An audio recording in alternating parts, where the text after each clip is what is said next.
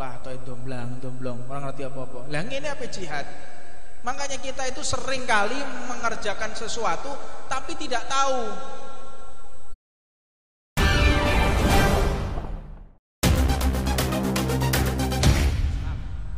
Cuman menyatakan dirinya Islam. Kalau memang nanti tertangkap, makanya sejauh-jauh hari sudah saya sampaikan. Jauh-jauh hari. Nanti kalau ada bentar lagi ini ada teroris. Wah, tenan toh. Nanti yang disalahkan apa? Jubah. Yang disalahkan siapa? Cadar. Yang disalahkan siapa? Islam. Islam lagi disalah-salahkan. Cadar lagi, masjid lagi. Ini sungguh keterlaluan yang semacam ini. Benar-benar tidak relevan. Jadi kita sebagai umat Islam menahan diri. Puluhan bahkan hampir ratusan WA yang masuk dengan chat pribadi ke tempat saya, tanya apa yang harus kita lakukan ini. Maka saya jawab, kita tidak usah merespon.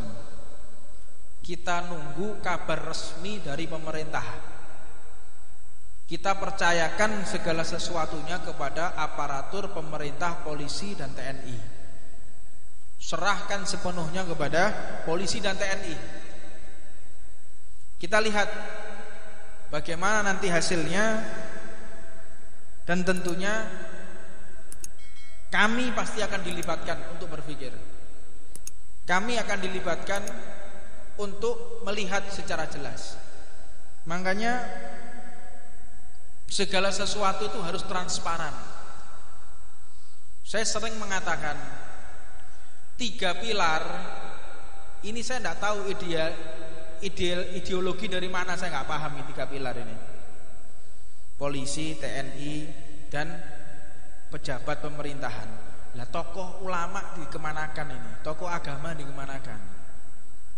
Tokoh agama, saya berbicara di sini bukan harus orang Islam, tidak. Kalau di Papua, libatkan para pendeta, libatkan mereka ketika di Bali orang-orang Hindu, tokoh-tokoh agama Hindu, libatkan mereka. Jangan 3 pilar. Kalau sudah seperti ini, baru gimana ini? Menurut Pak Kiai, gimana menurut Pak Ustadz? Telat. Makanya ideologi ini harus disembuhkan ini. Kalau terus-terusan seperti ini, maka tidak akan mencapai kesuksesan dalam bernegara. Makanya politik kalau sudah mau dipisahkan dengan agama, ya kayak gini nih modelnya. Di majelis ini kita mulai mencerdaskan masyarakat, memahamkan masyarakat. Jadi untuk memahami problematika yang ada di tengah-tengah kita saat ini, tiada lain adalah mengisi pikiran kita dengan ilmunya Nabi Muhammad. Jadi jangan kita memikirkan sesuatu atau mengambil kesimpulan melalui media mainstream atau melalui medsos.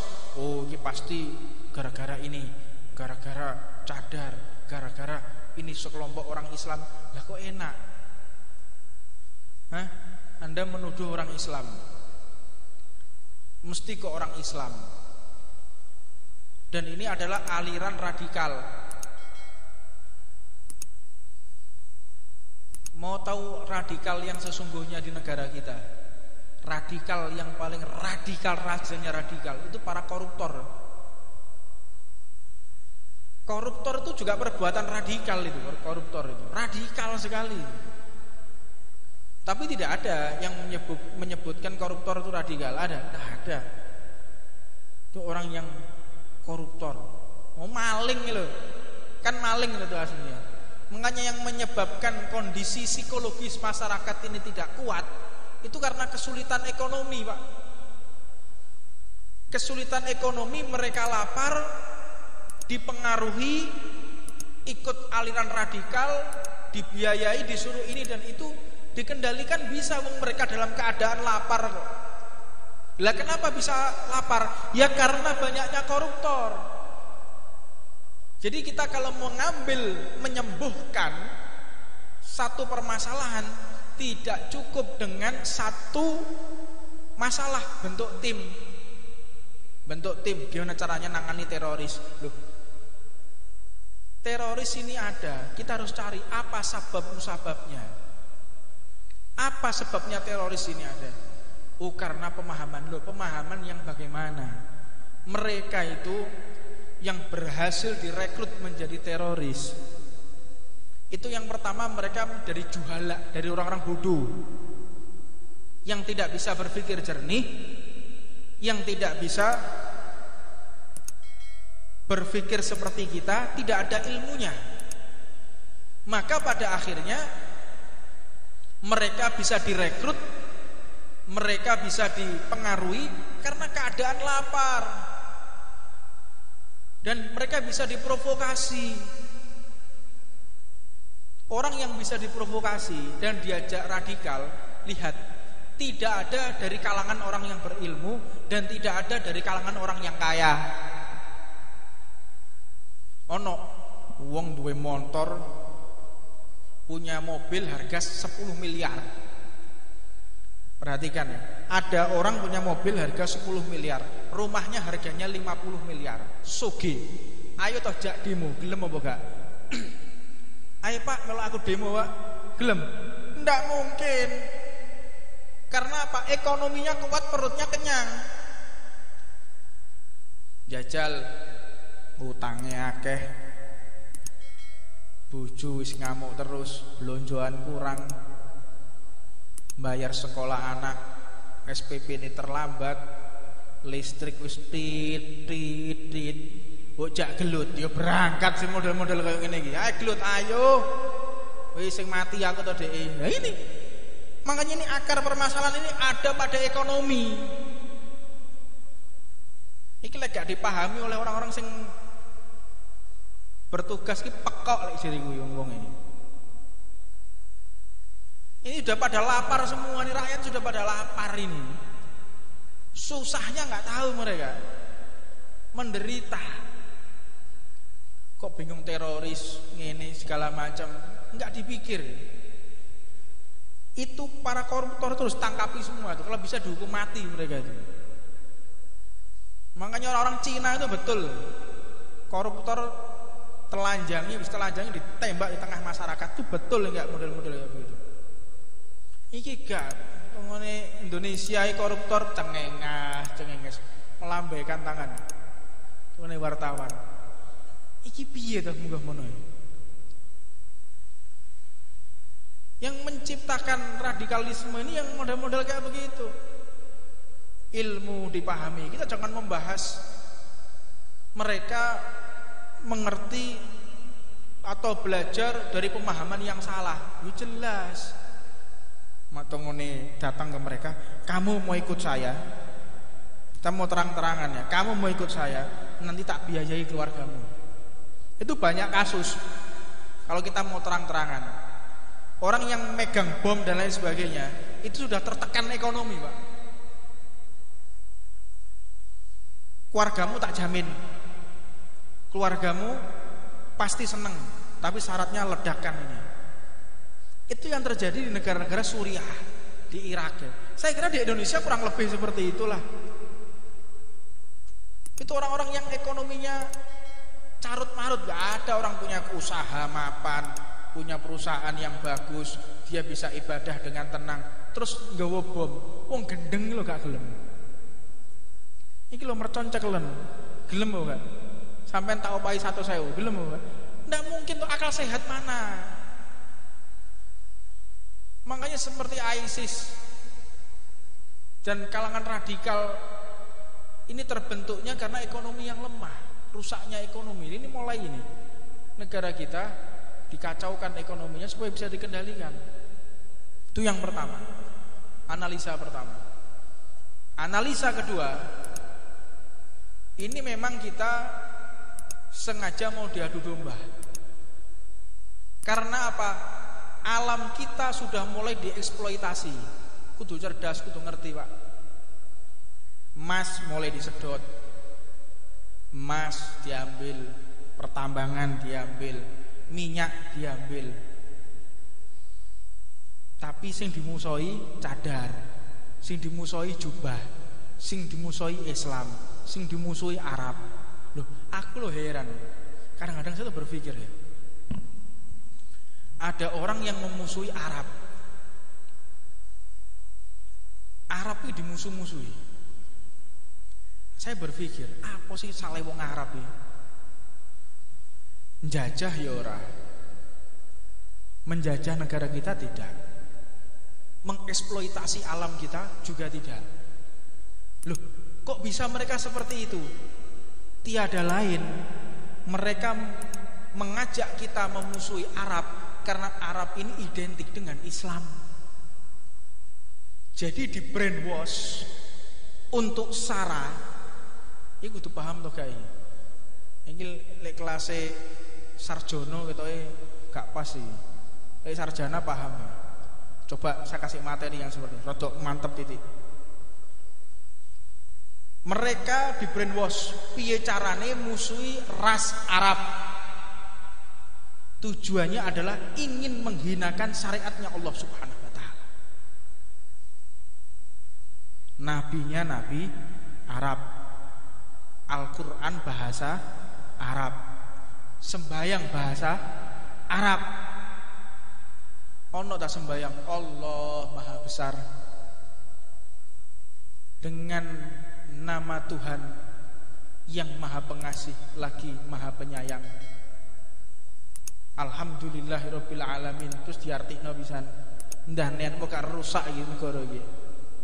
Mangkane dadi musodik. Ngerti musodik? Salat itu boleh dengan menggunakan bahasa Indonesia agar kita bisa mengerti maknanya. Loh, ini sudah mulai brainwash.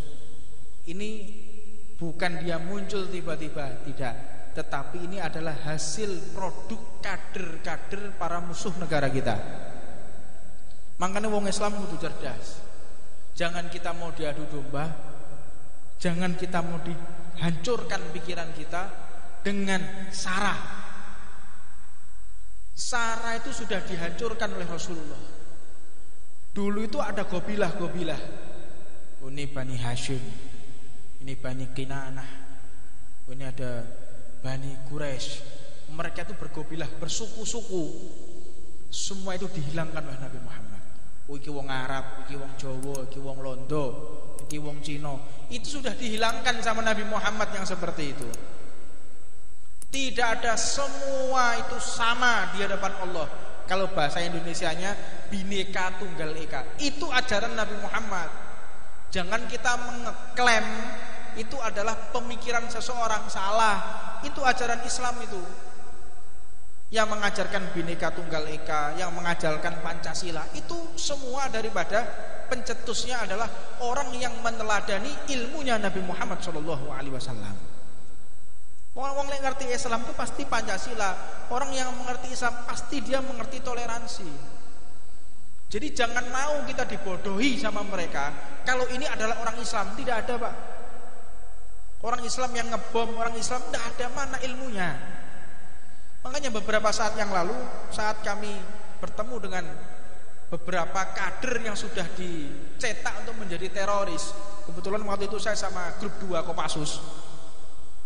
Saya ketemu sama mereka. Saya tanya, apa tujuan Anda? Saya jihad. Anda mau jihad? Iya, saya mau jihad. Jihad itu rukunnya apa? Loh, Anda mau jihad? Iya, jihad. Jihad itu rukunnya apa? Jihad secara lughatan ada, jihad secara syar'an. Apa maksudnya jihad?